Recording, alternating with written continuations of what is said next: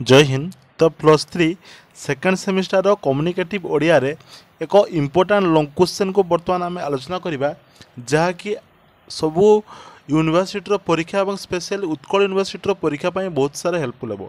तो यही टाइप प्रश्न गुड़ा बहुत सारा रिपीटेड प्रश्न। तो विगत वर्ष परीक्षा मानकर ये प्रश्नटी आम देखापी पाई था। तो जोगाजोग क्या कहुए यार अनुभूति और परिसर संपर्क लेख। तो आज आम प्रत्येक दिन क्लास करवा specially plus three second semester परीक्षापी जहाँफल तुम मान बहुत हेल्पफुल हो। एवं सबुदिन जो सब लॉन्ग क्वेश्चन को आम आलोचना करूँ कि सर्ट क्वेश्चन सब आलोचना करूँ स्पेशली लॉन्ग क्वेश्चन। तो से लॉन्ग क्वेश्चन को निहाती देखो कहीं लॉन्ग क्वेश्चन को गोटे देख सारा प्रायतः सर्ट क्वेश्चन गुड़ा सब मन रही। ठीक अच्छे।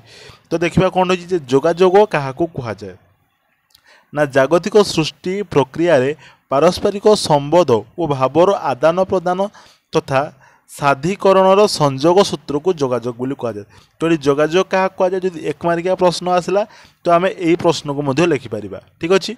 तो यह मानव सभ्यतार उन्मेष कालू मनीष एक अपरिहार्य आवश्यकता परिणत होती। तेणु जोगाजोग बर्तमान आम जो मनीष कौन अच्छी ना अपरिहार्य यह नहेले बंचीपर ना। सांप्रतिक विश्वर जोगाजोगर चाहिदा एते बढ़ी जाइए जे जड़े से निवृत्त रही निजक परिपूर्ण करना। जदि आम जोगाजोगर निवृत्त रोचे ताले आम निजक परिपूर्ण करने असंभव हो पड़ो। संप्रति जोगाजोग मानवर समस्त व्यक्तिगत सामाजिक व्यवसायिक कार्यर मूल केन्द्र भाव परिचित होती।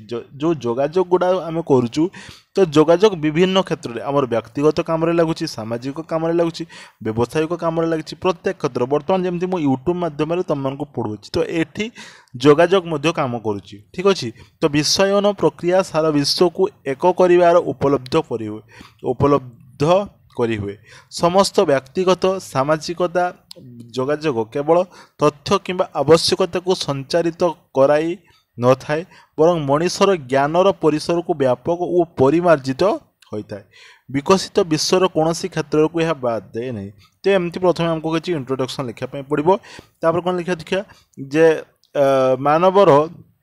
मानव जीवन आवश्यकता अनुसार सद्यतम तथा जोगाई तथ्य जोगाई उपयोगी उद्भावन व्यवस्थाटी मूल नीति को जोगाजोगर अनुभूति बोली कहुए। तो जो जोगाजोग अनुभूति आ परिसर पचार तो फास्ट आम जाने जोगाजोग क्या कहुए तापर ये हूँ जोगाजोगर अनुभूति। आउ थे बुझा जे मानव जीवन आवश्यकता अनुसार सद्यतम तथ्य जोगाई मनीष जीवन में जो आवश्यकता को बढ़ुचु तार जो सद्यतम तथ्य को जे जोगाई उपयोगी उद्भावन व्यवस्थाटीर मूल नीति जी आनीपारचु सी हूँ जोगाजोगर अनुभूति। जोगाजोग संक्रांति और नियमावली अंतर्गत व्यवस्था अनुभूति भाव परिचित।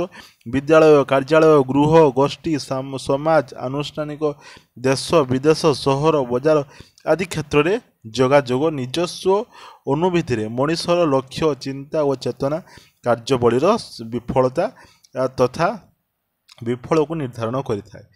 तो ये हूँ आम पढ़ले कौन ना जोगाजोगर अनुभूति पढ़ले।